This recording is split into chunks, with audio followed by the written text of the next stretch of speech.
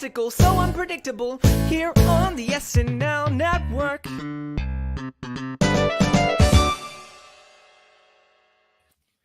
Yes, that is right. So welcome everybody on in to the Saturday Night Network. And for only the 24th time in SNL history, we are welcoming somebody into the Five Timers Club. And that is the legendary Emma Stone with music from Noah Kahan here tonight. Season 49, episode 6. Very excited to be back with you to kick off what is going to be an incredible run of December hosts between Emma Stone, Adam Driver, and then Kate McKinnon returning to the show. So very excited to be with you all month long to break down these 3 episodes. And tonight we have a good one because we got a great panel with us. We have a full panel here to break down everything from Five Timers Night. So let's bring in Bill Kenney himself. Bill, how are you? John, I am so excited. What a great night. These nights are always hit or miss with the historic value of the Five Timers Club, the meta joke. And I'm excited to break down what has been one of the better ones that we've seen in a while. All right, excited to talk through it. Joining us as well is the wonderful Jillian Sederholm from Entertainment Weekly. Jillian, how are you? Hello, I'm great, and I can't wait to possibly get in a fight about this episode. Let's do it. That's what we're here for. Let's go, baby. I'm excited. All right, brace yourselves, people. This is going to be fun. Joining us as well tonight is somebody who absolutely insisted he had to be here tonight because he is as big of a fan as Emma Stone as there is, and that would be TJ Randolph. TJ, how are you? Oh, yeah. I'm so happy to be here. My ears, TJ. I know. I can't even do high pitches for long or else I burst into flames. I'm very happy to be here, John. Yes, I did. The wonderful scheduler Julia reached out to me. He was like, "Hey, can you do this date?" And I was like, "Sure." And then I forgot. Wait a minute, that's not the Emma Stone date. I got to be on that show. I got to be on the show. And I messaged John immediately. And he was gracious enough to not make this into drama, which it wouldn't have been in the first place. I'm very cooperative, but yeah, it's Emma Stone. Yeah, I don't know. I was just happy. There's no drama, TJ. TJ, you have a fast pass and you use it tonight, and I'm happy to have you on the show. So happy to have you on the show tonight with us, TJ. It's gonna be a lot of fun. Yeah, can't wait to see which reference you're not gonna get tonight. It'll be great to have you on the show. You know what? Hey, look. Wow. Okay. All right, John. I see where you're coming from. All right. The fight's not gonna be between you and I, so we'll talk through it. So I didn't know who Mama Cass was. All right, I knew the song. I knew the song, Bill. I knew the song. Wait, save it. We'll get to the mamas and the papas on the second half of the show. But first, let's talk about our headlines or hot takes from season 49, episode 6. So, Bill, Kenney, where are you at on tonight's show?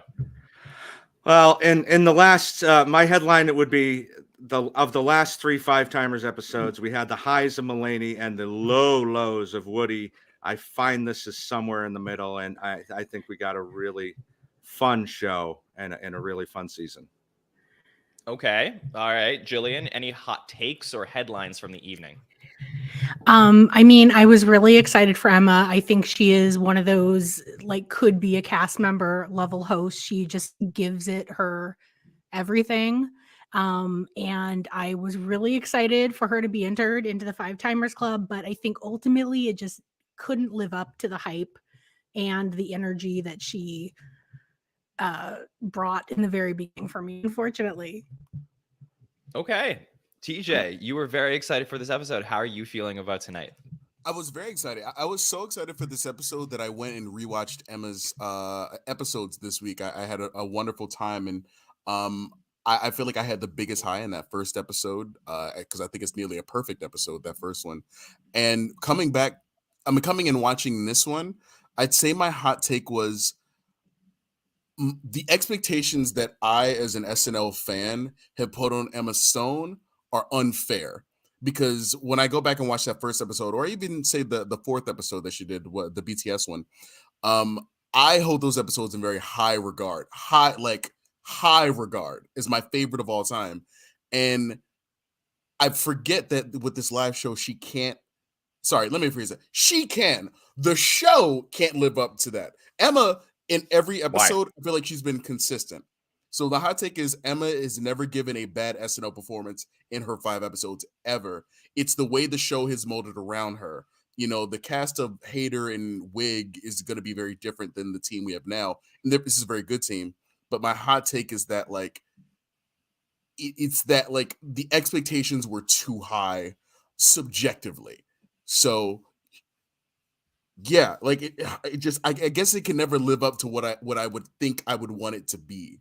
So I don't know. That's kind of where my brain is at, honestly. Yeah, look, was the episode amazing? I don't think so. I think this was a really fun and good episode of Saturday Night Live. I love Five Timers episodes. For me, I love it when the show celebrates itself. That is, what John loves from Saturday Night Live. Do I think that Emma Stone as a host individually is the best host we've had this season? Yes. Yeah. Oh yeah. By far. Yeah. I loved what Bargatze brought to the show, and I think that the writing was strong and he was strong. But just getting to see like Emma Stone cook, that to me is like really what makes this episode elevating in my mind. We'll talk about a couple of sketches where I really feel like Emma elevated the material that we saw tonight. That is a lot of what we talk about here is, does the writing, elevate the episode, or does the hosts themselves do it? And I think this was a very much a host driven episode in terms of what she brought to the show, which is why she is in the Five Timers Club. So to me, like, well deserved. Deserves to be celebrated because some of her episodes have been absolutely fantastic, and I would welcome her back again and again. I don't think this is it for Emma Stone. As she mentioned, she's pretty young and she can come back more. So looking forward to that. And she's married to the staff. She could just walk on screen. She could walk on screen. I don't think he works at SNL anymore, but still. Oh, really? Oh, I didn't know that. Yeah. Yeah, he came in with Beck and Kyle. So that's how they got connected back in the day.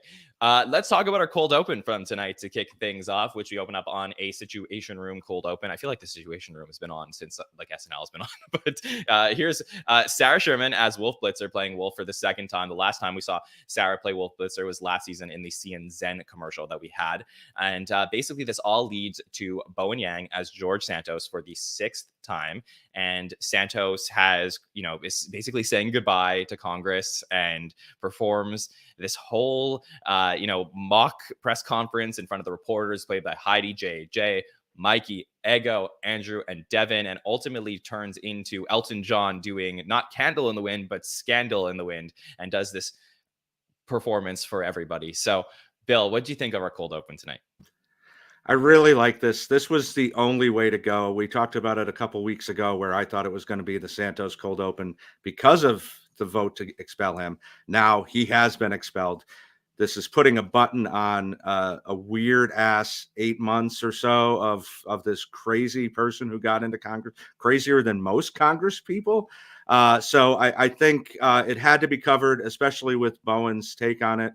I really like this a lot. I like the cut to the piano playing. It reminded me of Phil doing Liberace in season 12 to do a cold open.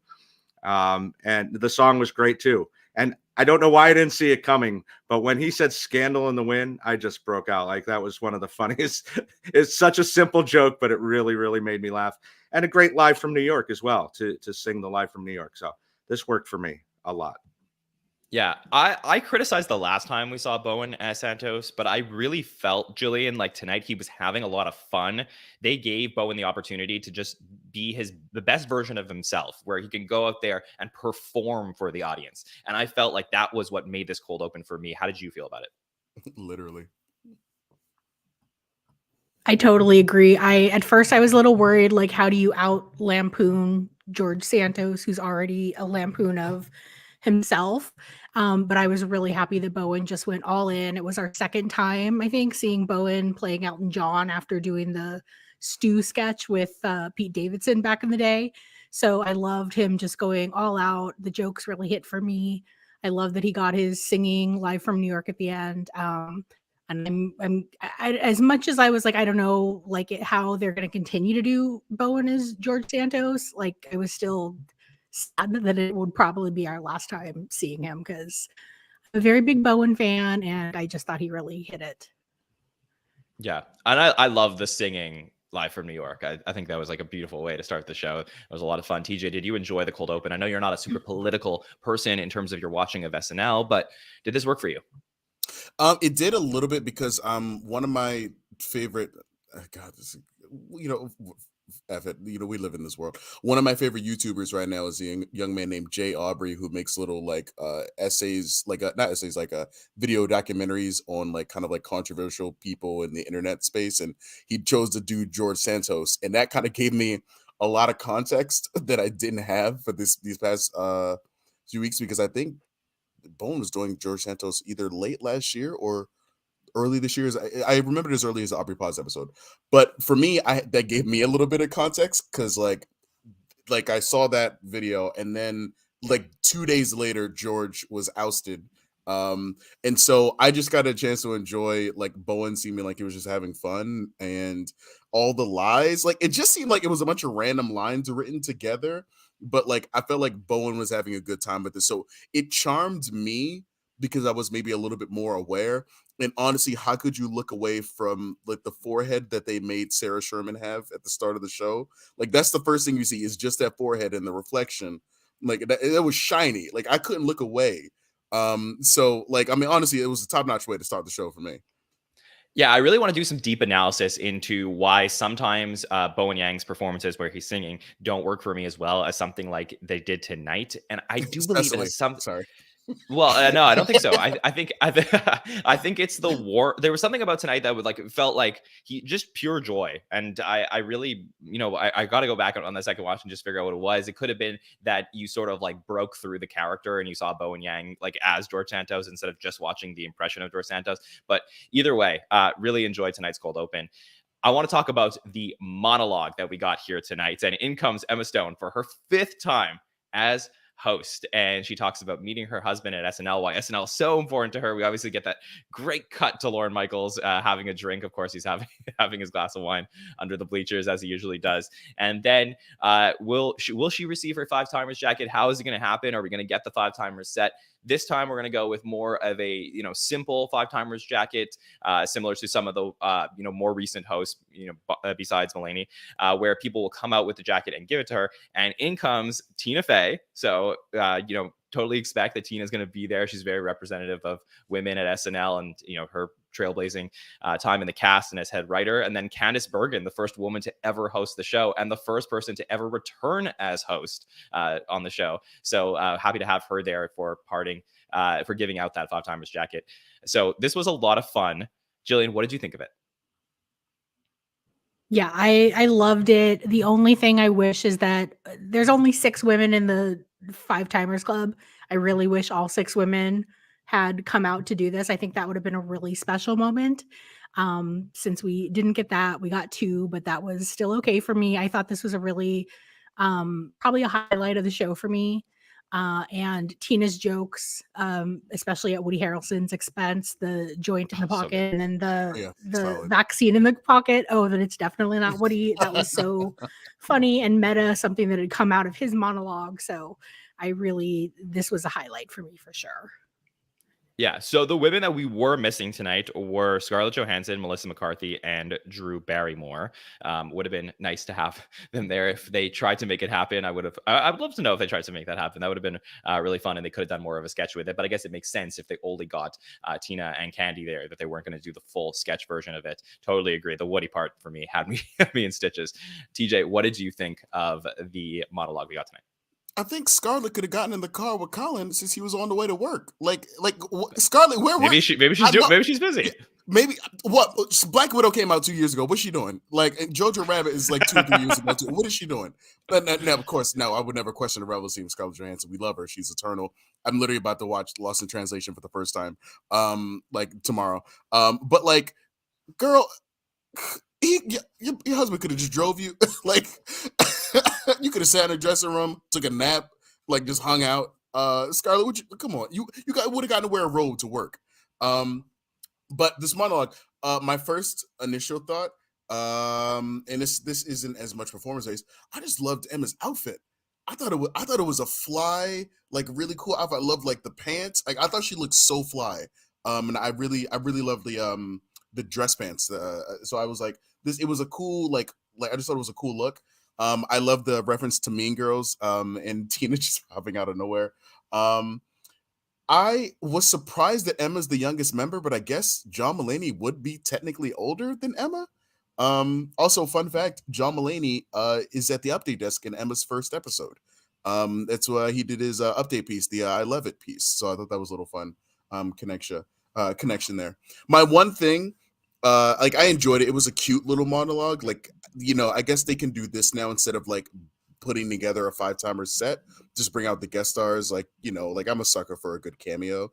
The one thought I had was more related to why Emma was there, which is to promote her show, The Curse, with a gentleman that I love, and I'm sure a few of our audience members do, Mr. Nathan Fielder, who's created wonderful works like The Rehearsal and Nathan for You. So the fact that there wasn't maybe a nod to him or something, like, again, let me make something very clear. Emma Stone is the one perfect thing about these episodes. She doesn't do anything wrong. Like, there's nothing wrong ever with what she does.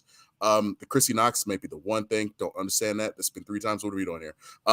But I would have loved maybe a little Nathan Fielder nod or maybe a mention of The Curse. But you know what? Again, like, I had a good time. That is a ridiculous statement. And the reason is because it is the 5-timers club. It is more important than your little Nathan Fielder cameo. First of all, Nathan Fielder's literally Canadian, John. You should care who Nathan Fielder is. I don't care. Right? I only care about her getting her school. He got good grades. That's what Bill helped me. That's what the show is about. We are not putting randos on the stage during a 5-timers club. He's not. Right. Absolutely not. Oh my God. Actress. Oh my God. No, he is not a 5-timers. He is not allowed on the stage. Hi, I'm Emma Stone, and I'm currently promoting The Curse. Like, she just had to say his name, but she could have said the. No, that would be a curse to put him there during a 5-timers club monologue. Bill, go ahead. It would have been amazing, and you don't even know who Nathan Fielder. You don't even understand, John. You don't understand Bill, me. Wait. Is Bill, TJ telling somebody he doesn't know who somebody is? Now wait a minute. Is the world flipped upside is this down? My arc for season 4, me not knowing. It really is. No, listen, we live in such a blessed time with these 5-timer sketches. For the younger viewers or TJ, who doesn't know anything before 2013, right? Is that the right year? Sorry, TJ. I love you, man. I know it's all good. Anyway, but they did not do this back in the day. Goodman didn't get this. Alec didn't get this. They did one with Danny DeVito. Instead of a jacket, he got Mr. Effin' Peepers. So, yeah, this is a great time to be alive, to get these 5-timer sketches in. Give them their due for coming back over and over again. Loved every second of it. Loved the 30 Rock reference as well. Hold on. I did not say don't do 5-timers. I love 5-timer stuff. I'm just saying, what could it have added for TJ, not for the audience? A little reference to The Curse, because I'm a big Nathan Fielder fan, but it didn't need it. So, like, again, as an objective thing, I thought this, like, the monologue worked fine. I think it was a very good opening. The one thing I will note this is that Emma's a good performer, but I feel like in maybe the middle of her hosting stints, there are episodes where like her performances are good, but it's almost like she's more supporting rather than starring. Versus like when she was starring in the sketch later tonight where she's like playing the person with the afro and the cigarette, or in her first episode, I feel like she's all over that episode. Yeah. And with the start of this, it made me like how much Tina and Candace were talking. It made me think, oh no, are we going to get another episode where it's more Emma is part of the cast versus what I want to see, which is the Oscar-winning actress starring. I think we got that a couple times tonight. Heard about that. But like I don't know, I went with the rhythm. I don't know if that seems like a little too microscopic. Anyways, I think we got it a couple times tonight. I see your point, but we'll get to those sketches when we get to them. But yes, congratulations, Emma, for making the 5-timers club. Very, very well deserved. Definitely, when we've asked this question over the last few years on the podcast of which 4-timer should make it into the 5-timers club, no doubt more votes than anybody went right to Emma Stone. So very happy to have her there. Question Quest is our next sketch that we have right after the monologue. And here we have a game show with Michael Longfellow playing Joe Vibin. We have Emma Stone, Heidi, and Punky as the contestants. And this is, your traditional game show where you're going to ask questions. And of course, Emma Stone, instead of winning a normal prize, wins a tortoise, which is going to live forever. And we get all of the trying to get rid of the tortoise and how is the tortoise going to get stolen. In comes Chloe Trost and Molly Carney helping give lettuce to the tortoise and stuff like that. While Punky and Heidi potentially will try and steal it away. But in the end, this is Emma Stone's tortoise for life. TJ, Well, starting with you on this one, what do you think of Question Quest? I think it kind of continued my worry early in the episode about like, oh no, is Emma gonna be just part of like a normal part of the episode? Also, I forgot how cute tortoises are. Sorry, I know this is just a straight thought. I thought, oh, there's a really cute tortoise. It was adorable. I was just sitting there eating lettuce. It doesn't know what's going on. Doesn't know what's on TV. But this sketch was kind of dumb a little bit. Like it's like, I don't know. It feels like what Cecily used to do, where like cute animal is supposed to elevate the sketch and like kind of save the fact that maybe it's not hitting as hard. But I don't know. Also, is Punky supposed to be illiterate in this sketch? That was a weird note for me when she's Emma Stone's holding a piece of paper that says Rudolph, and like Punky says, what does that say? Like, I enjoy dumb characters very much. One of my favorite movie characters is Karen from Mean Girls. Like, dumb works. It's funny, it's simple, but like there's sometimes it was a type of dumb that just it didn't hit. But I will say also always happy to see Punky getting more and more. Like I feel like Punky's been doing great this season, or at least better in terms of appearances. So I'll take it because it was her featured more. But yeah, I didn't really like this except for Longfellow's hosting. I'm like, okay, that's interesting. It's kind of interesting to see his hosting take. He's done it a couple times now. I do enjoy it. But I don't know. It's just like the premise of it just wasn't working for me. Bill, I got really strong Bill Hader vibes from Michael Longfellow tonight as the host. Just a demented game show host that wanted to just turn this on the contestants, and I felt like he was bringing it. Yeah, I was a little apprehensive. I mean, he came out looking like a 12-year-old wearing a suit. Like he looks so damn young, and we have all these other people like Kenan and Mikey, but I turned immediately. Like you said, the Hader vibes were strong. He really stuck with the joke, even though it was a one-note premise. And like TJ says, Punky killed it. I love all the names for the reindeer. What was it? Dippy and Brewstifer and Jesus. And I think we need to rename the reindeer as it is right now, and we'll use all these names. And Emma was fine. Like she didn't have a lot to do other than play incredulous and not be able to get rid of this tortoise. But yeah, it was okay. I'm also so happy that they're just letting Punky Johnson be herself. Like, yes, this is who she 100%. is as a person. You know, like they were trying for 3 years to just like, you know, fit a square peg in a round hole. And then they're like, you know what, let's just write Punky into sketches because she's so hilarious to begin with. So for me, that is a huge storyline, a huge plus storyline from the season so far, 6 episodes in. Jillian, what did you think of our Question Quest game show sketch?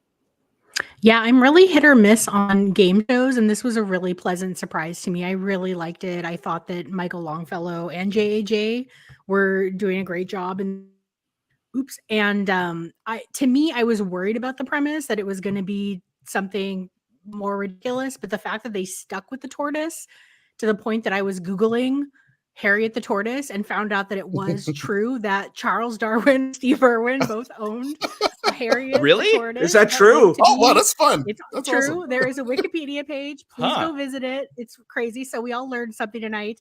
I really was also I thought they just had the same color penis. Yo, that John, too. John, you can't a hot take of the night. Get away with this. I know this is your show, but sir.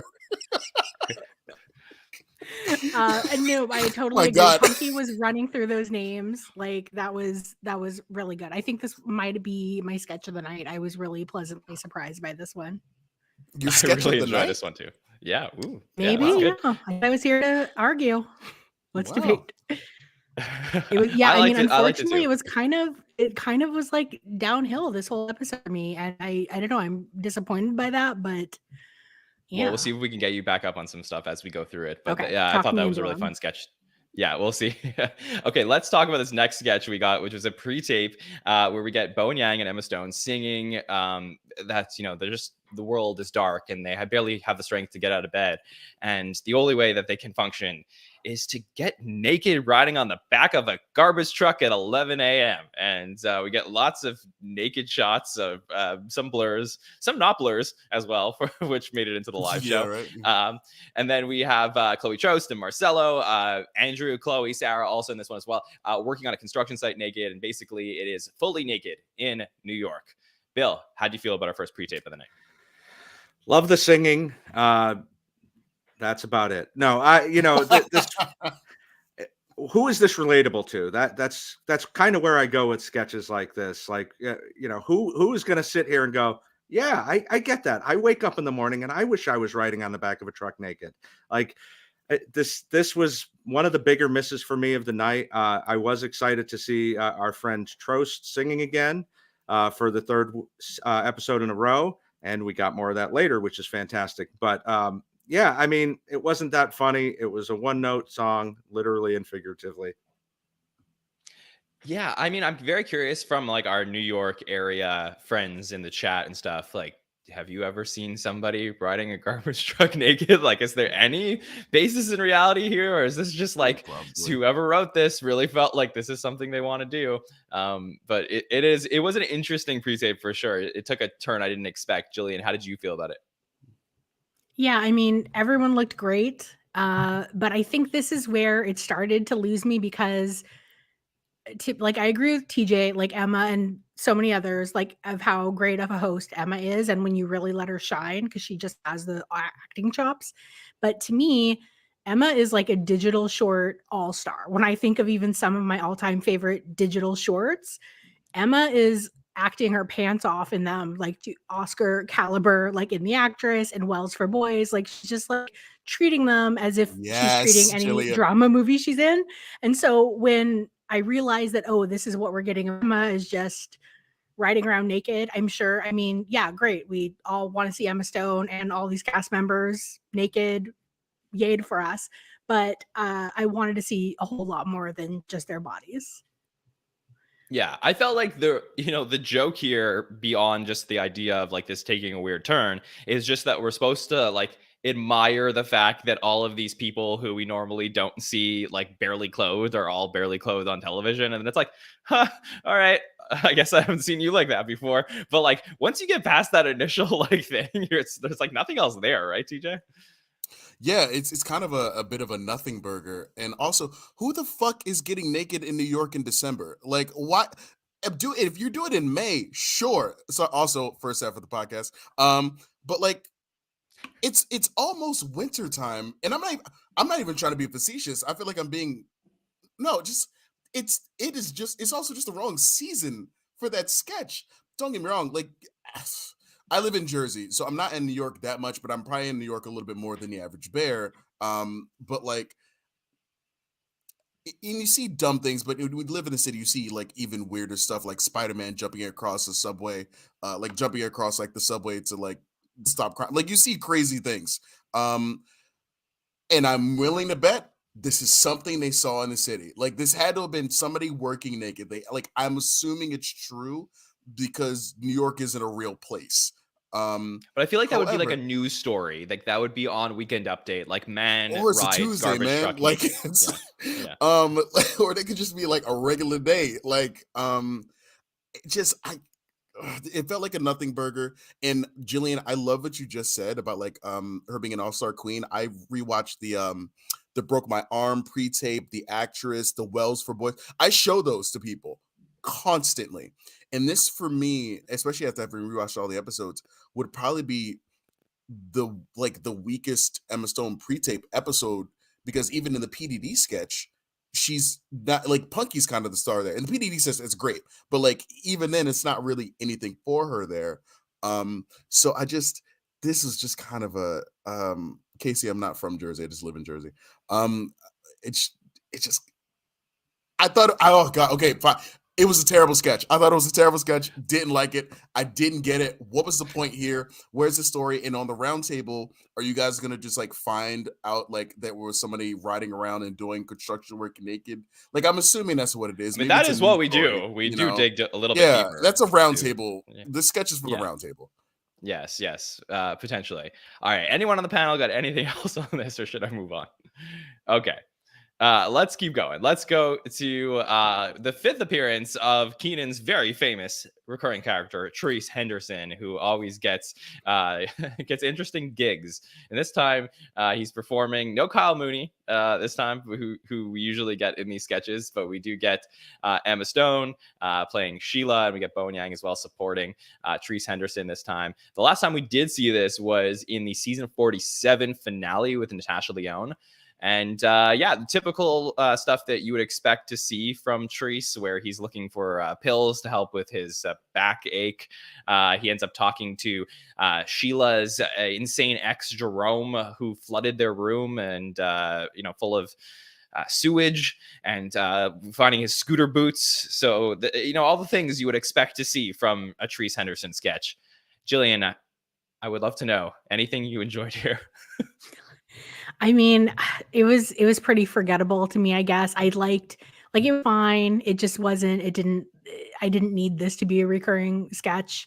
I guess I laughed when they noticed that the whole audience was gone and he just said, "Oh, that's interesting." And the little tree. Other than that, yeah, I missed seeing Kyle Mooney in it, but I don't think this was a sketch I needed to see continue with new cast members.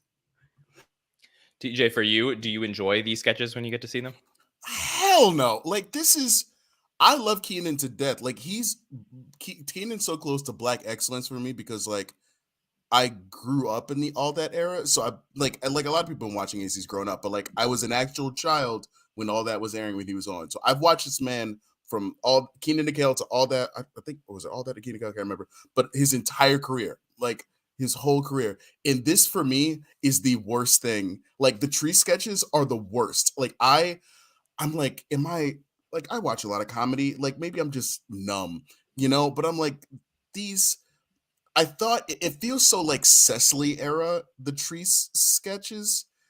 And Cecily's done a lot of great things, but it feels like late Cecily where it was just like musical.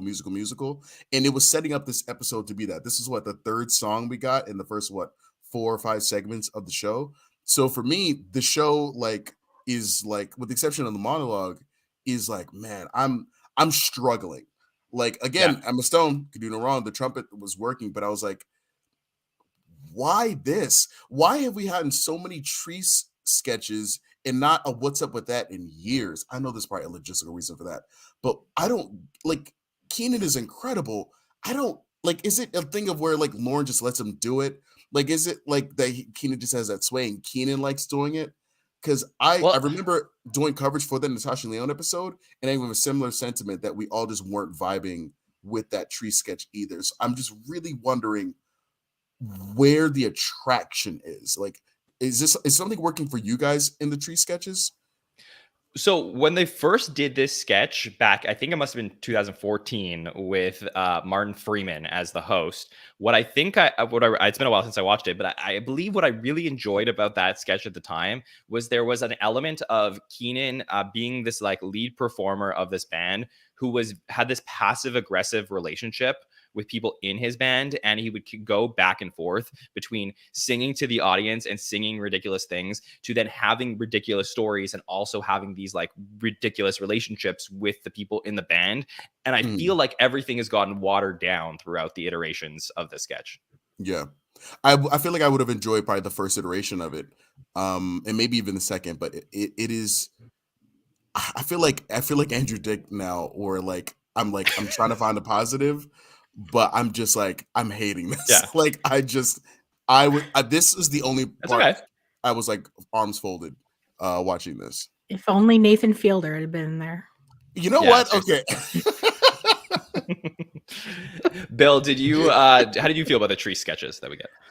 I definitely don't hate it as much as these two. I did not like it. And I'm convinced that on Kenan's last show, DeAndre Cole and Trece Henderson are going to merge and, find out that they're stepbrothers, or I don't know, but there's something there because this is DeAndre Cole stole his scooter boots. Right. Exactly. That's going to be the big reveal. Yeah, I mean, my only real laugh in this, because I'm a sucker for mentioning old products that don't exist anymore, when he's looking for a Doan's back pill. It's that you joke. took that when you were a child? Oh my God. I set him up and you knock him down, John. Woo! No, it takes me to that Family Guy joke where Stewie's looking for Anison. Like bringing up a product that's probably been gone for 25 years always gets a laugh out of me. That was the last laugh I got out of this. No more trees. That back crack, though, the back crack sound effect was crazy. Did any of y'all feel that personally when they made that back? Can you imagine if you got to crack your back like that? That was aspirational. Like if I could get like a good back crack like that, oh my God. Like that sound was crazy. Yeah, well, I felt like I was on crack when I was watching the PDD sketch that we got next, where they were corrupted by AI as Emma comes to see the PDD guys. And this was crazy, and for me in a good way. Like I had a lot of fun with this sketch, where instead of Emma Stone, getting to talk to the guys, they couldn't get all the footage together, so AI corrupted this entire pre-tape, and Punky Johnson plays Emma Stone's body double. And the lines that Punky was spewing were some of my favorite lines of the entire season. We ended up getting Marcelo replacing Ben as well throughout this, but this was so much fun to me. TJ, what do you think of the PDD sketch we got? I'm mirroring your complete positivity. It's unacceptable that three Nepo baby white men are doing this consistently well for 2 years. It's unacceptable that they continue. Like, it's almost as if they're good. No, it's not even that. They're amazing. Like they're hysterical. Like I'm actually going to be watching their movie this week. They're so good that I went from being like, oh wow, this is funny, to like I'm upset at how good they are because I learned they were like nipple babies, to like screw it, throw them in there with Maud Apatow. Like they got the chops. Like they're great. Love them. They're fantastic. They're hilarious. Oh God, like you said everything with like the Punky's lines were amazing. And it was the one time I wasn't upset to see less of Emma because Punky was still in the show. I don't know why Marcelo's delivery of the line "familia" like really hit me too. I don't know why. John being yassified because he's the shortest member of the group. This was so funny. God, these guys just make amazing like pre-tapes. Like I just wonder a question to you all. Do you think with the level of consistency they've had, do you think that it's potential all-time SNL stuff? Because we've seen a lot of like reoccurring things, but how often do we get this level of consistent, like nearly a Stefan or like what is his name, Anthony Crispino level consistency, where it's like knocks it out of the park majority of the time? I think it's a little apples and oranges when you talk about like Weekend Update correspondents versus like writers who are producing pre-tapes. I think you have to start talking about like the Franken and Davises of the world and go forward from there.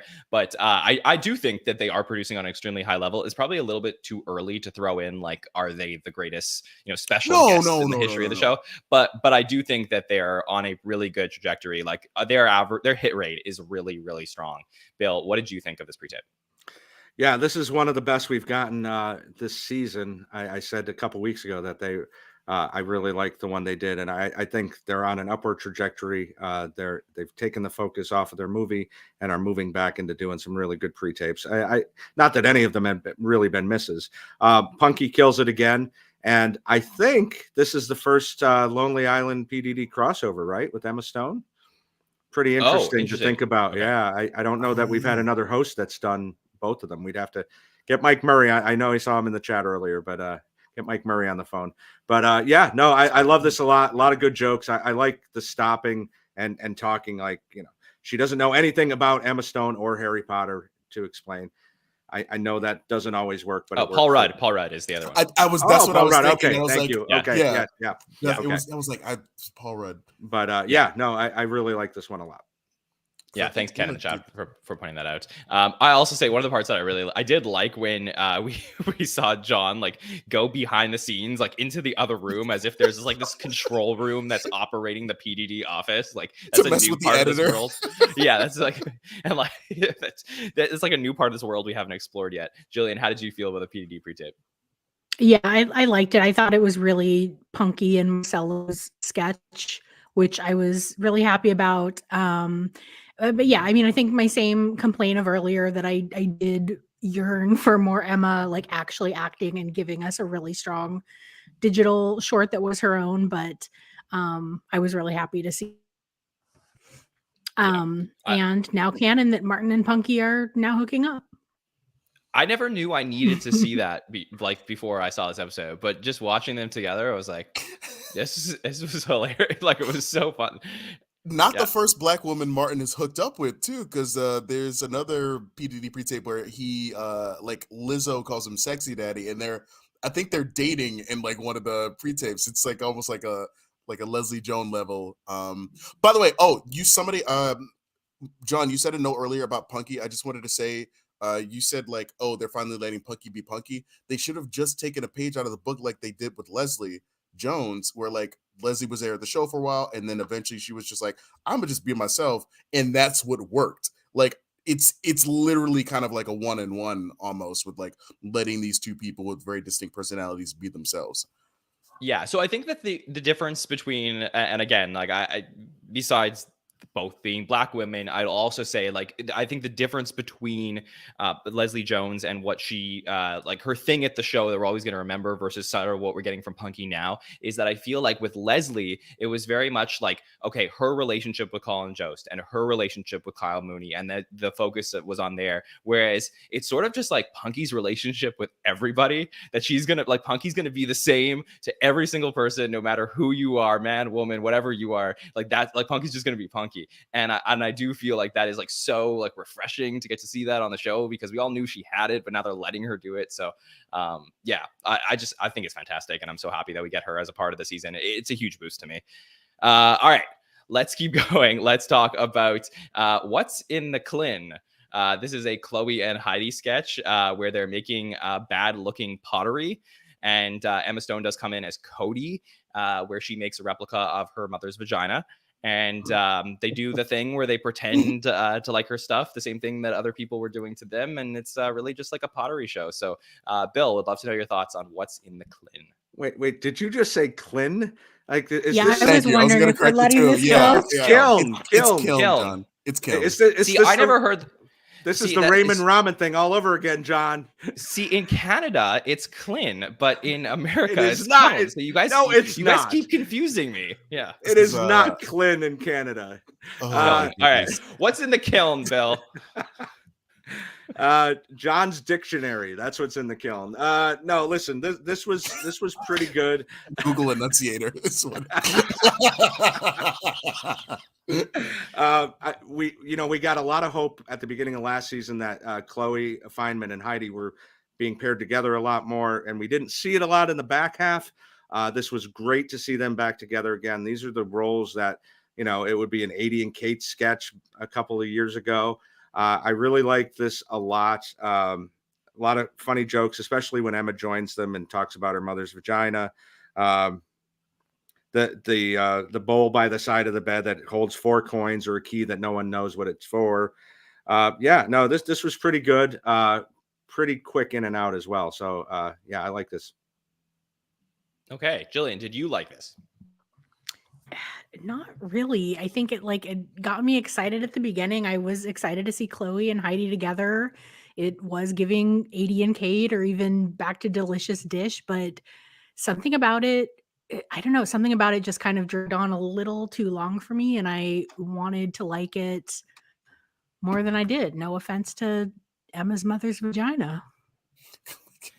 TJ, I was really looking for the hook here. Like I really tried to give this a chance and enjoy it and just be like, what is it that they're going for here? And I was trying to see is it that people don't appreciate their pottery and then they end up like acting the same way towards Emma Stone's character that people have been acting towards their pottery? Like, is that what I'm trying to get from this?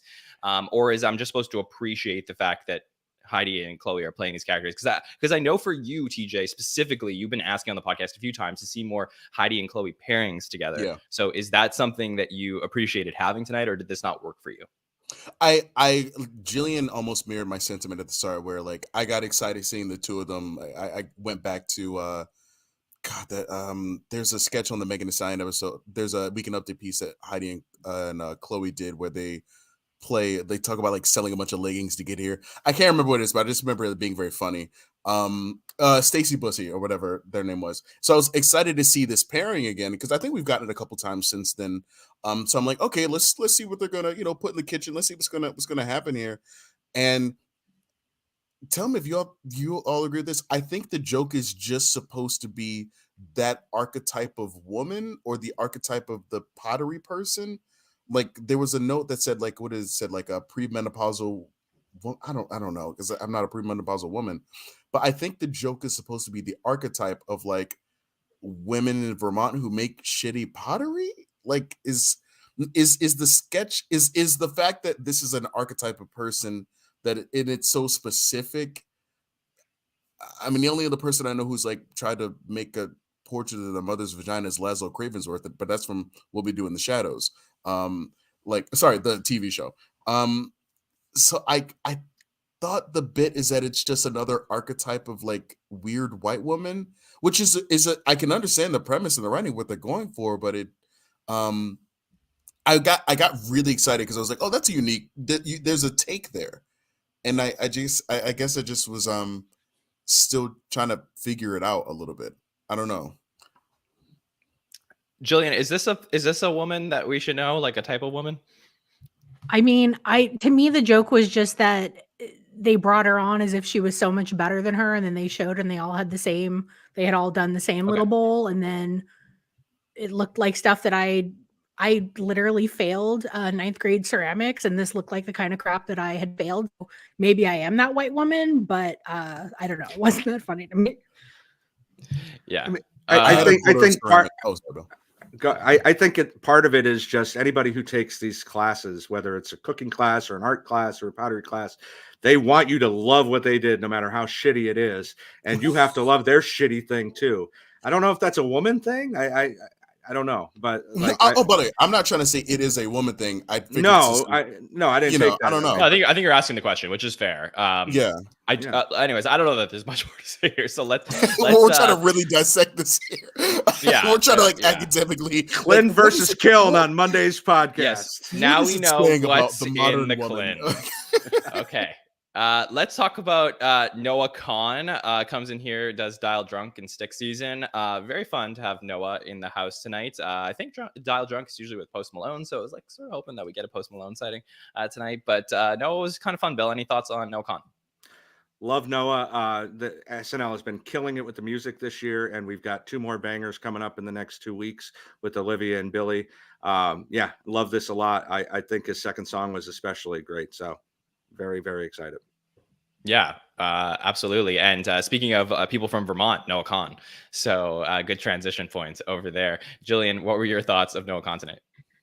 You know, this is one of the things that I appreciate about SNL is that it introduces me to some of these musical guests that I don't know. Like I know the name and I know he's nominated for a bunch of Grammys, had never heard him before. I don't think his music is for me. I was trying to figure out why did I like Mumford & Son, but I'm not really feeling this. I don't know. So, I mean, it was fine. I didn't hate it. It wasn't for me. I did like how the set made it looked like it was open windows, and somehow it made the musical guest set look a lot larger to me. So I was kind of like stuck on looking at the backdrop during his set, unfortunately. TJ, any thoughts on Noah Kahan tonight? I hope people enjoyed him. Usually there's always at least one musical guest or two that I'm not sure the name when it comes to it. And there have been great artists like Casey Musgraves or Japanese Breakfast that like when they were announced on the show, I was like, who are these people? And I went to check them out and really ended up becoming a fan. But I don't really think it was just like an energy connection thing for me, but it seemed like nice performance and, good for the show. Energy break. Also, just a show in the diversity, the talent that the show brings in terms of like different sounds. Yeah. Like the show continues to do that, and so he's a great example of that. I loved the SNL reference in his first performance, and that was a lot of fun. And I love it because I know how big of a fan he is of Saturday Night Live, and that he finally got to do the show. So very happy for Noah Kahan tonight. I didn't even catch it. Can you explain what the reference was? I think I think he changed Sure. I think he changed a lyric from his song where he says like I would die for SNL instead of saying like I would die I didn't for even you. catch that. Yeah, and then he said or at least seriously injure myself. And it was like a cute little moment in his first performance. Yeah, so that was cute.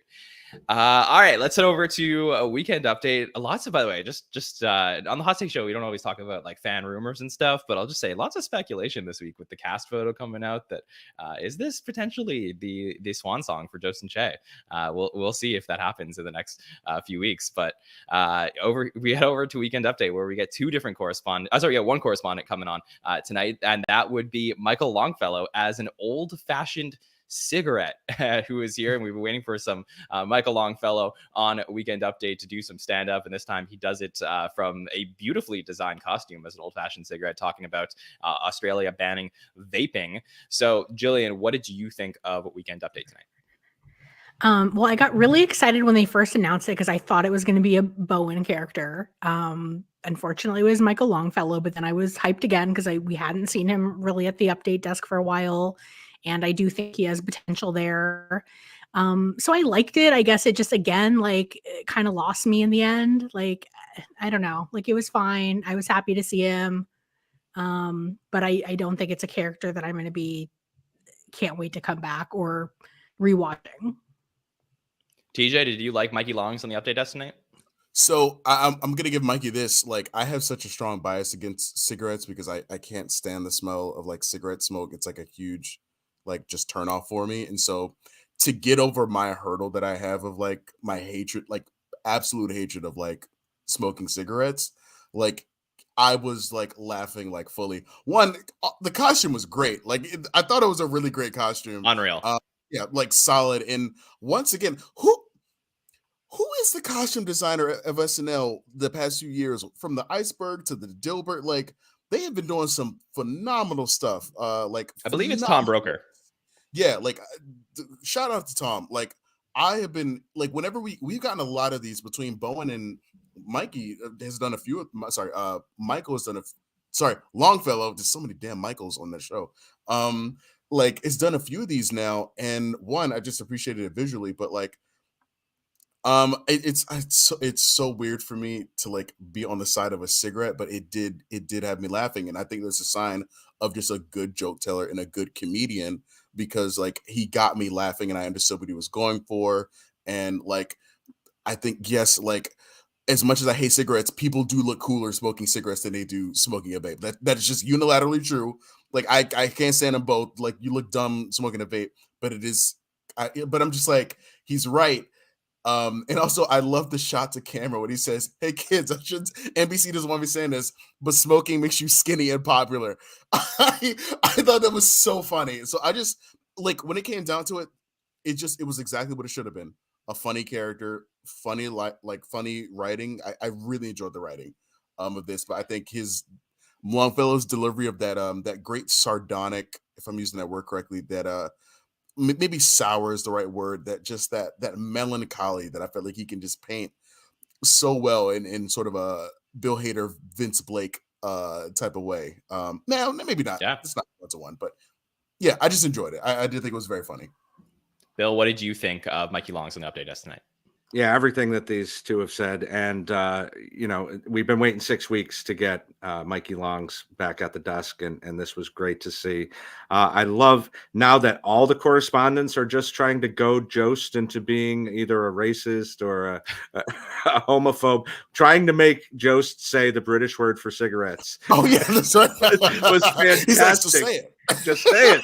Like that was great. And then the Hitler jokes and sure, defend them. Yeah, like that's like, well, even in the writing of his first couple of update jokes where about the Riz, if you have to look it up, bitch, you ain't got it. It was just such a like not right, call it. Right. All saying that was so funny.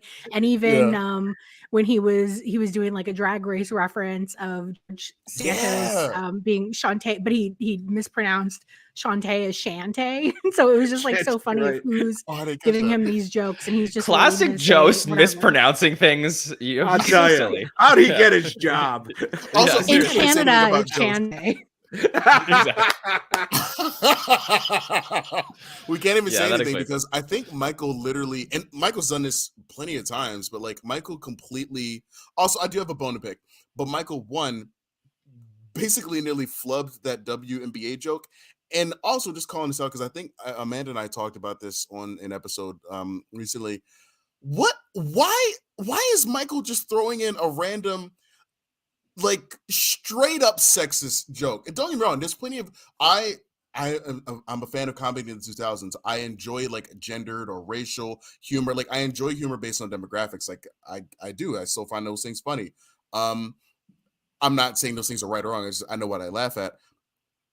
But like there's something different in the jokes that Shay, like he gets like one out every few weeks where it's just a hit at women, but it's not. And I don't think it needs to be a lighthearted hit. Like you can still like roast like anybody, but like it comes off way more sexist than like a good roast. And I don't know, like Amanda and I were talking about this, and I don't think I'm crazy. It's been a few jokes he's done over the past couple of years, but like he just sneaks one in, and like Michael's funny, like but I'm just like the WNBA joke. Come on, man, what are you doing? Like, what's happening here?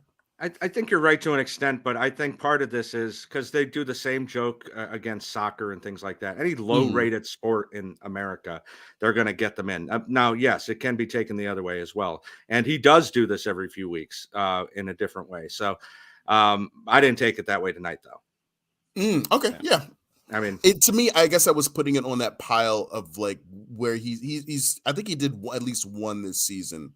I can't remember like what the joke was, but I was like, he did do a WNBA joke. I believe it was like week 2 or 3 where he was like, the WNBA finals just finished, but of course you wouldn't have known that, like that type of thing. Where I don't think that's a bad one. Like the that, airtime, I wouldn't like, count that one. No, talking about like people not watching it, but yeah.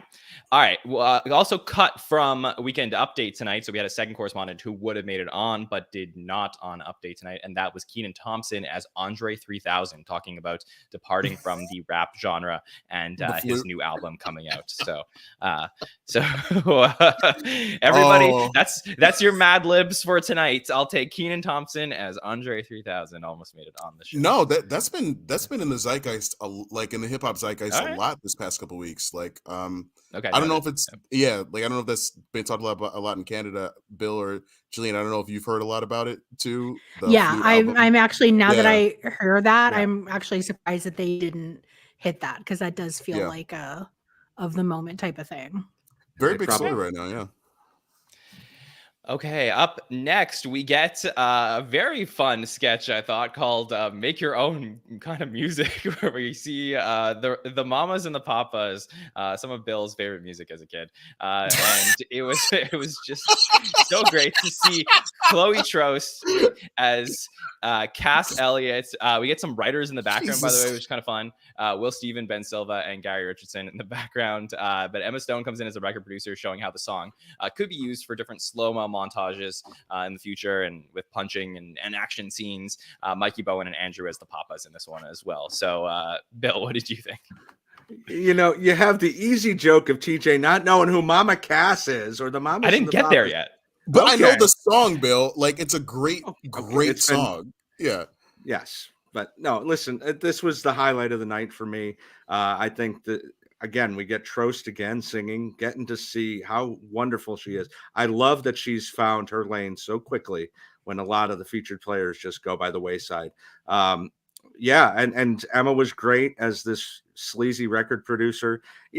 Even the guy, Bowen and Mike and Dismukes, as the slow motion zombies and potential rapists. And like they were really, really funny and kept character the whole time. Yeah, this was really, really fun to me.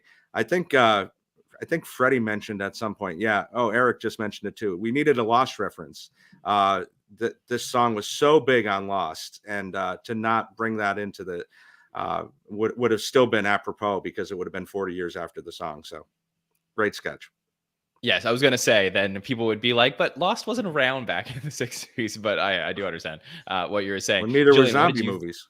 Yeah, what did you think about the record producer sketch that we got here? Yeah. I'm sorry, Jillian, go ahead. Jillian, Oh go no, ahead. Yep. it's good. This was the Emma that I really wanted, like just really going all in, going wild. I really enjoyed that. I don't know if I like thought it was the most like, I don't think it's going to be a standout sketch for me at the end of the season, other than it's showcasing Emma and Chloe.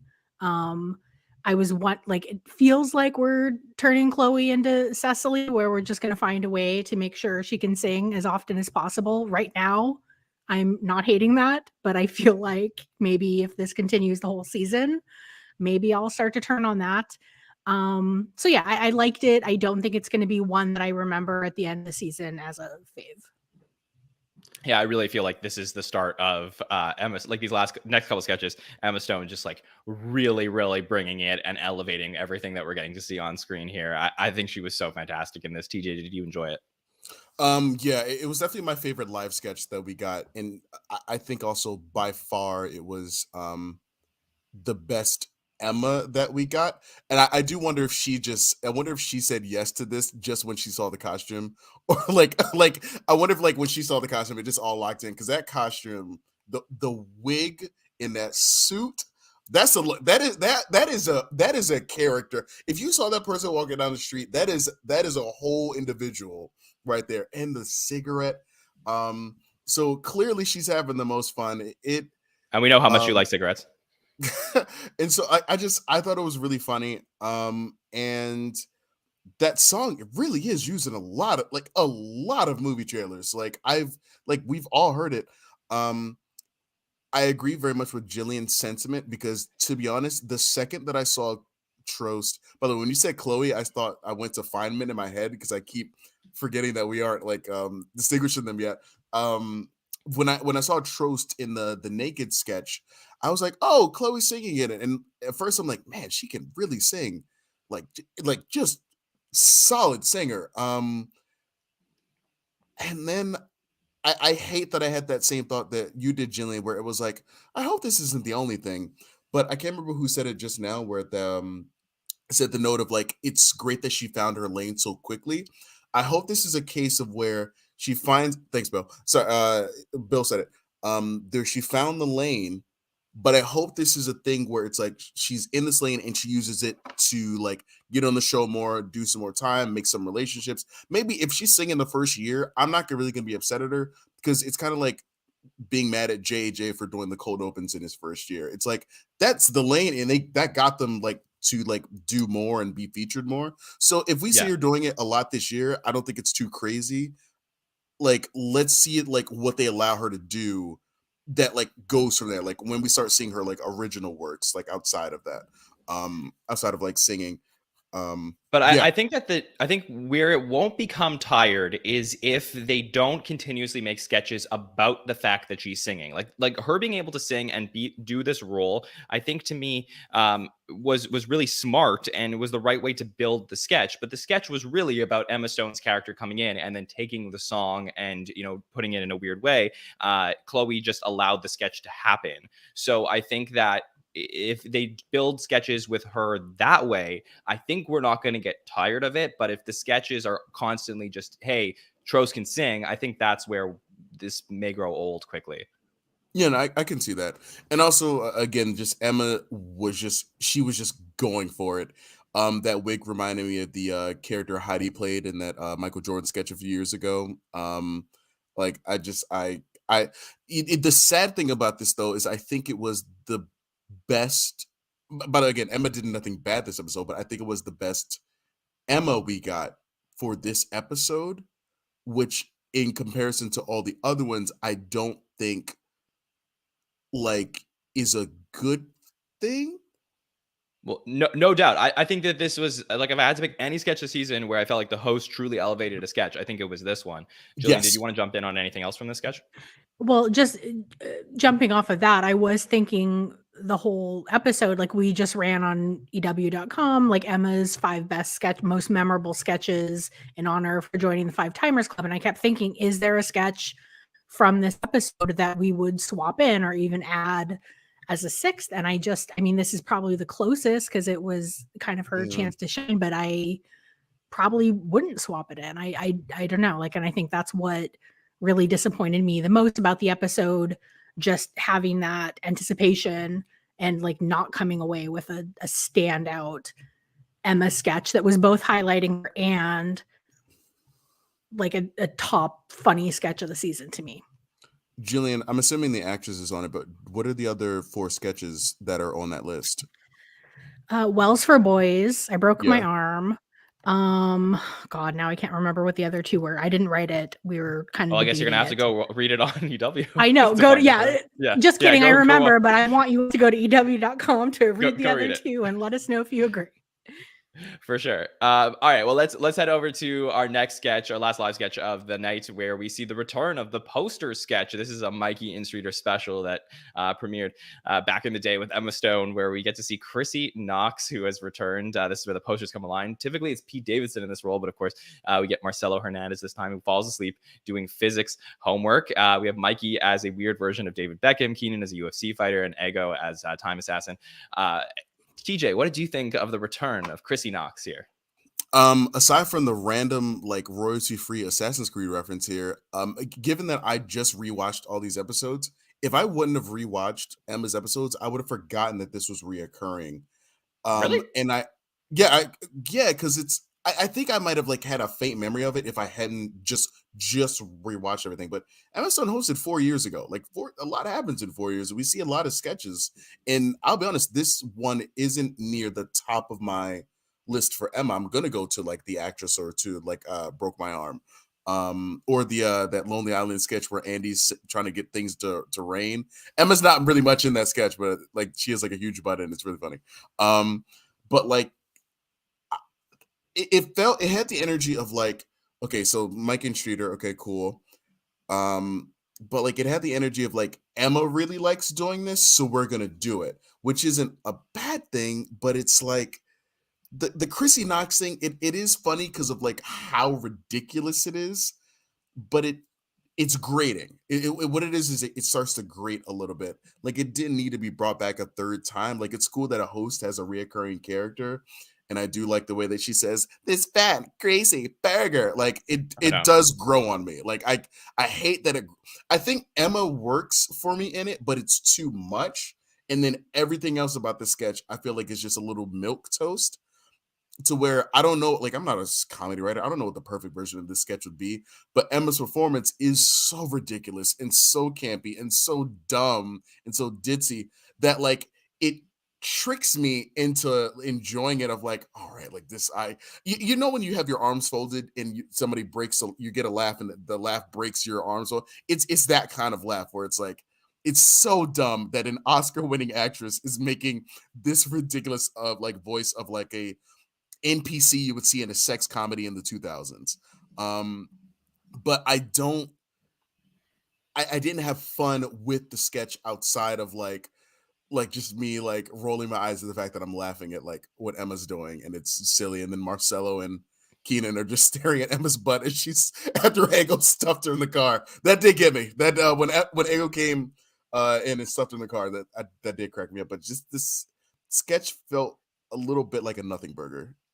Well, I do think that when you are celebrating a host, and especially someone who's entering the Five Timers Club, you start to think of like what sketches that can they possibly do that are representative of their time as hosts on the show. And I do think that this is the first one I think of when I think of Emma Stone as a host. Like I know that there are individual sketches, performances, some of which Jillian mentioned, which are absolutely fabulous and great Emma Stone sketches. But I do start to, you know, my brain goes to recurring characters, and I do think of this one. And I think if you're not going to do Les Jeunes de Paris, which is really a Taron Killen piece, and obviously there's, I mean, him coming back to the show would be a whole story on itself. But besides that, I think that the expectation was that we might see this tonight, and I'm happy that we did. Bill, how did you feel about it? Yeah, I wasn't expecting to see it. I was fine with it coming back. I think it's, I don't remember the first year it was done. Was it 2016? Yeah.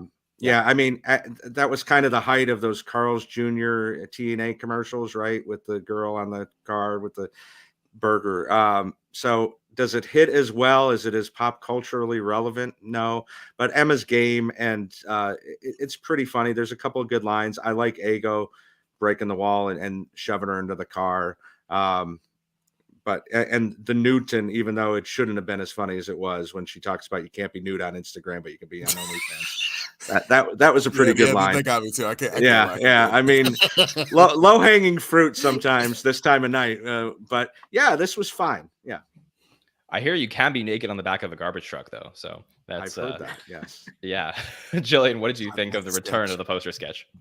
Yeah, I think I got like that pop of adrenaline just like the moment I recognized what it was and like that, oh, it's a recurring thing. We know what this is. And then I remembered like I haven't rewatched the sketches in a little while. I remember liking the first time we saw it and not really being as enthusiastic about it the second time. I think I didn't really care about any of the other posters in this. I didn't know who the one guy was. David Beckham, I know who that is, but I didn't watch this in documentary, so I didn't know if there was like any reference there that I wasn't getting. I don't even remember who Ego was, but I did like their interaction at the Ego was end. made But up. okay, so yeah, you could have said that was a that real was person too, and I'd be like, oh sure. Yeah. So, but yeah, like it just like it kind of fell flat. I liked what Emma was doing, but it was just like went on a little bit too long. And at first, I was disappointed because I thought it was going to be the last sketch of the night, and I was like, oh, I don't really want to end on this. So yeah, I mean, I guess I like that we gave Emma a chance to look really crazy, and then we gave her a chance to remind us that she's also a really beautiful woman. But yeah, as a sketch, it also didn't just pop for me. Well, we are going to end the night on the Olay sketch that we got, this pre-tape at the end that did not feature Emma Stone, but did have Chloe Fineman, Ego Wodum, Heidi Gardner, and Sarah Sherman. Is Diet Coke by Olay? I believe that's what it was. Jillian, how did you feel about our final pre-tape of the night? Yeah, it was fine. I guess I was disappointed that this is what we were ending on because it just felt kind of shoehorned in and like, oh, this is the perfect amount of time. Let's stick it in there. I'm not a Diet Coke addict, but I realize that is a very real type of person, I guess. So I was just thinking like, were these cast members all just on a Diet Coke bender one day and are like, oh, let's just stick this in there. It kind of gave me that vibe. So it was fine, but I think it was just like another reason that my enthusiasm for this episode at the end, it didn't leave me on a high note, unfortunately. Yeah, I was thinking that perhaps we might get one less pre-tape this week because a lot of the cast, I believe on Thursday night, went to the American Museum of Natural History gala, which they've been doing the last few years. And like typically Thursday night would be a time where they may be filming a pre-tape. So I thought we may get 2 instead of 3. That maybe will explain why this one was shorter and didn't feature Emma Stone in it. TJ, what did you think of the Olay pre-tape we got? It sort of had the energy of this was another thing I really appreciated about going back and watching Emma's 4 episodes, because I also was poking around a little bit in some of those seasons. Like I watched like the Jane Lynch episode, the Radcliffe episode, and I kind of watched like a couple other ones that were like bordering those episodes like that, like Emma had just done, and was kind of like seeing that like golden era of like Wig and Sandberg and Hader. And I forgot that in that era, and like for SNL for years, I forgot that a lot of times they would kind of like just have recorded a sketch that like did not have the hosts in it. And they would kind of just shelve it. I know we had that 1 or 2 years ago where there was something recorded that they just had in the bank and they just used it when like the time's right. And it's kind of just felt like that. By the way, that's not speaking about the content of the sketch. I'm just talking about the timing specifically, because if you have Emma Stone, it's really weird that you're not going to use her except for the update desk and the cold open. So it felt like, oh, I wonder if they just had this one in the can. Granted, it did for a split second make me wonder, did somebody like wash out a bottle of lotion and then pour Diet Coke into it? Just wonder about the backstory of that one, because they had a soap dispenser with Diet Coke, y'all. Like that was some silly nonsense. Come on now. But like, I love because I think we've all seen this in every like skin commercial where like the person does like that really weird waft of like liquid onto their face. I love that they captured that like perfectly. So I look, for end of the night, it was a nice little chuckle. Like Emma was like, oh, where's Emma? But like, there have been far worse, like, and like Sheila Savon's level sketches where I'm like, why is this like the last thing? For me, this was like a little chuckle that was a little silly. I'm not like a soda. I'm not a big soda person, but like I know there are a lot of people that are. So I was like, all right, it's fine. It could have been way worse. All right, Bill, take us home. What did you think of the final sketch of the night? Crystal Gravy did it better. That's it. That's the That's list. true. Yeah. No, I mean, like TJ says, this feels like something that was in the can, especially not Emma not being in it. I will take something over this as opposed to what they would do up until about 20 years ago, where they would just rerun something from earlier in the season, and you'd see like Schmidt's Gay 7 times in 12 weeks. So this was fine. It was quick. It wasn't that funny, but it was fine. Yeah, for sure. All right. Well, we're going to wrap up the night by ranking the Emma Stone 5-Timers episode out of 10. But first, while our panel is thinking about their ratings and you in the chat are going to put them in the chat as well, let me tell you about what was cut from the night. So I mentioned the Kenan as Andre 3000 on Weekend Update. We also have 3 sketches that were cut from the night that we saw in dress rehearsal. So first was this other game show that we didn't get tonight called Maze Blazers. It was a game show basically about parents fighting. We also had a sketch, strip club sketch, where Emma Stone is in a strip club dressing room making fun of everybody after thinking they stole her Invisalign. Then we have a sketch called Snakes, which I actually heard was a very, very strong sketch. So I'm wondering if it'll pop up in the future. But apparently Snakes was about Bo Yang and Emma Stone hooking up, and Emma speaking in innuendos, which ends up being that the apartment has a huge snake infestation. Apparently it was really funny and a lot of physical comedy as well. So I'm wondering if we will see that pop up with anybody else in the future. All right, let's get those ratings out of 10. Bill, where are you going to go with the show tonight? Pretty strong at the beginning, pretty strong at the end, a little middling in the middle. I'm going to do 7 out of 10. Jillian, rating out of 10. I'll give it a 6. Okay, any reason? It just didn't live up to the hype that I wanted it to live up to with Emma. I'm not taking away anything memorable. Maybe I'll change my mind when they rewrite it and I watch it again. It might be different, but at this point, I'm a couple of good things, but just not too memorable to me. TJ, how will you rate tonight? See, like, because it's Emma, it will get graded on a curve. All right, give us your rating. Let's go. Sir, I'm probably gonna maybe say 6.75. That's with the Emma curve. Okay. Yeah, that's totally fine. All right, I think I'm gonna go 7 out of 10 here tonight. I think that there was a couple of really strong pieces. Like I said, I'm a sucker for the 5-Timers moments, getting the jacket. I think any episode that has that in it would boost it for me. I think without that tonight, if this was just a regular Emma Stone hosting episode, like let's say this was her 4th time hosting, she did a regular monologue, I do believe I'd probably be a little bit lower on the episode. But just the special nature of the evening makes me feel good. I think it was a lot of fun. There was a lot of fun sketches tonight. So a couple things didn't work, but for the most part, I had a good time. And like I said, I think Emma Stone is such a strong host that if you just give her a little bit to work with, she'll take it and run with it. So very happy to have Emma Stone back for the 5th time. Congratulations, Emma. All right, we have so much more to talk about from this episode later on this week, so you have to join us on Monday night at 8 p.m. Eastern for our roundtable, where we will dive only into the sketches we want to talk about. What will John mispronounce next? You'll find out on Monday night on the roundtable. Then Wednesday night, we have our By the Numbers show, where Mike Murray and Victoria Franza will be back to reveal all of the screen time from this week's episode, so make sure to check that out to get all of the stats. And we're actually doing our own version of Double Duty on Wednesday night, where we're going to have our next edition of SNL's Greatest Cast Members, which will air after By the Numbers on Wednesday. So you can come, you can get a full night of content from us. We're going to do By the Numbers, and then once that show is done, we will do the SNL's Greatest Cast Members on Wednesday night. Just a special programming note for this week. And of course, we will be back to run it all back again next Saturday night with host Adam Driver and music from Olivia Rodrigo. So that will be very fun to continue this amazing run of December hosts and musical guests that we're getting this month. Bill, thank you for joining us tonight. Please tell the listeners where they can check you out. Thank you, John. Fun time as always. You can follow me at most of the social medias at BKLove73. Jillian, thank you so much for joining us. It's always such a pleasure. Anything you would like to plug from Entertainment Weekly? Yeah, visit EW.com. We got lots of great stuff going on there, including our memorable Emma Stone sketches, our recap from tonight's episode, which I haven't even had a chance to read yet, which is done by Andy Hogland, who's a regular on the show as well. And looking forward to your next roundtable. I heard you're all doing it fully nude. Don't reveal all our tricks. Caught me off guard. Jillian, but yeah, that's Caught me so off guard.